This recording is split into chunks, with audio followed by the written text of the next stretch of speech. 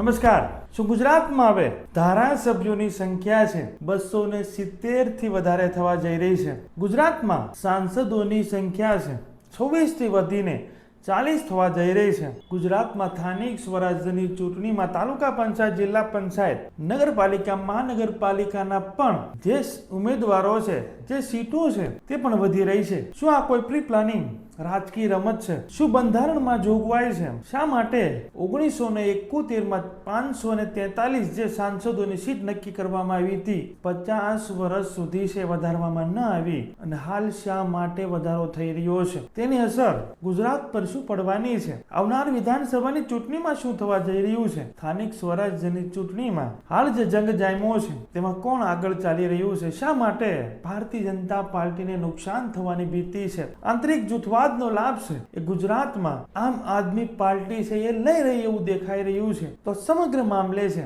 આજના વિડીયોમાં વિગતે ચર્ચા કરવી છે। અમારી ચેનલમાં ભારત મારા ગુજરાતમાં જે બી ઘટનાઓ ઘટતી છે તેને સરળ ભાષામાં સમજાવતા હોય છે। આવા નવા વિડીયો જોવા માટે અમારી ચેનલને તમે સબસ્ક્રાઇબ કરી શકો છો। તમારું એક સબસ્ક્રાઇબ કરવું, તમારે એક લાઈક કરવી, તમારે એક સરસ મજાની કમેન્ટ કરવી, જેનાથી અમને આવા વિડીયો બનાવવા માટે પ્રોત્સાહન મળતું હોય છે। વિડીયોની શરૂઆત કરીએ। હાલ ભારતમાં લોકસભાની સીટો છે 543 છે, જે હવે આ જ વર્ષમાં છે વધીને 850 થી વધારે થવા જઈ રહી છે। સાથે ગુજરાતમાં પણ વિધાનસભાની સીટોની સંખ્યા 182 છે, જે વધીને 270 થી 275 આસપાસ થવા જઈ રહી છે। આની પાછળ શું કારણ છે? એક મોટું કારણ તો જે વસ્તી વધી રહી છે એ સમયે 1971માં જ્યારે 543 સીટો છે નક્કી કરવામાં આવી, એ સમયે ભારતની વસ્તી છે 55 કરોડ હતી અને હાલ 2026-2011 ની છેલ્લી વસ્તી ગણતરી પ્રમાણે આ આંકડો છે હાલ 140 થી 150 કરોડની આસપાસ પહોંચવા આવ્યો છે।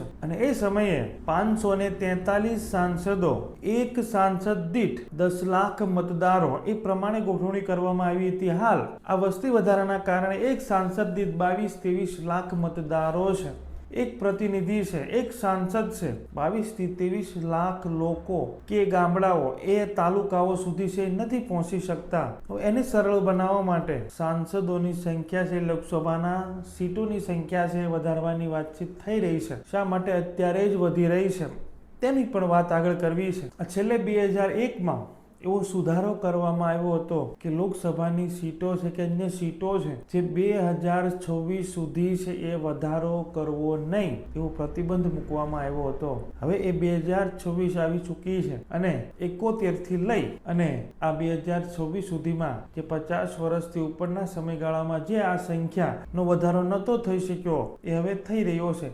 આના કારણે ગુજરાતની વિધાનસભાની સીટોમાં પણ વધારો થશે। 182 સીટો છે તે વધીને 270 અબજ છે એ થવા જઈ રહી છે અને આજે 850 લોકસભાની સીટો પૂરા ભારતમાં થઈ રહી છે। તેમાં સાથે સરકાર એક એવી પણ વાત લઈને આવી રહ્યું છે કે સ્ત્રીઓને, મહિલાઓને છે પ્રતિનિધિત્વ મળે એ માટે 33% અનામત પૂરા ભારતમાં લાગુ કરવા જઈ રહી છે, જેથી કરીને 273 કે 275 આસપાસ છે ભારત સરકારમાં સાંસદો મહિલાઓની સંખ્યા છે એ હશે, મહિલાઓને પ્રતિનિધિત્વ મળશે। ગુજરાતમાં ઓલરેડી છે 50% અનામત છે એ ચાલી રહ્યું છે, એટલે ગુજરાતમાં છે એની અસર ખૂબ ઓછી પડશે। અગાઉથી જ ગુજરાતે આ અનામત છે લાગુ કરેલ છે। સાથે વાતચીત હાલ સ્થાનિક સ્વરાજ્યની ચૂંટણી ચાલી રહી છે તેની પણ કરવી છે। આજે 15 તારીખ આજે છે પૂરા ગુજરાતમાં છે સ્પષ્ટતા થઈ જશે કે ક્યાં ઉમેદવાર એ ફાઇનલ થાય છે, ક્યાં ઉમેદવાર છે ફોર્મ પરત ખેંચે છે, ક્યાં ઉમેદવારના ફોર્મ રદ થાય છે, ક્યાં ઉમેદવાર કોની સામે છે ફાઇનલ થયા છે, એ દરેક વાતની સ્પષ્ટતા આજે થઈ જશે અને આજના દિવસ બાદ છે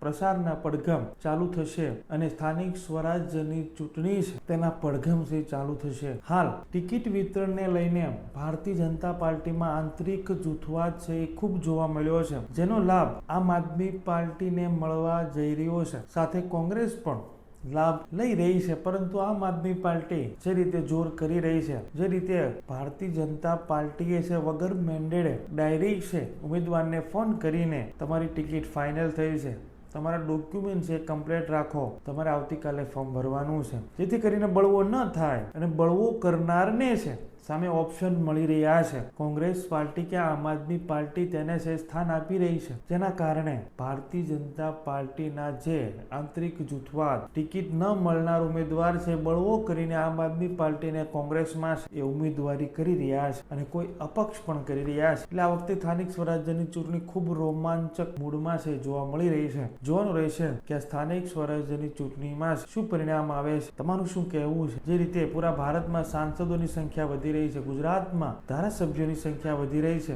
જે આ સીટો વધી રહી છે તેની અસર આવનાર સમયમાં શું થશે? સ્થાનિક સ્વરાજ્યની ચૂંટણીમાં મહાનગરપાલિકા છે, સ્થાનિક તાલુકા પંચાયત, જિલ્લા પંચાયતની પણ સીટો વધી રહી છે. તેની અસર, તેનો ફાયદો છે કોને જોવા મળશે?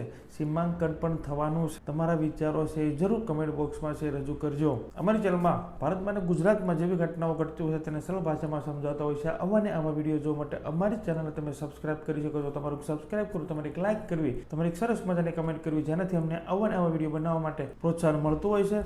Thank you. નેક્સ્ટ વિડીયોમાં મળીએ.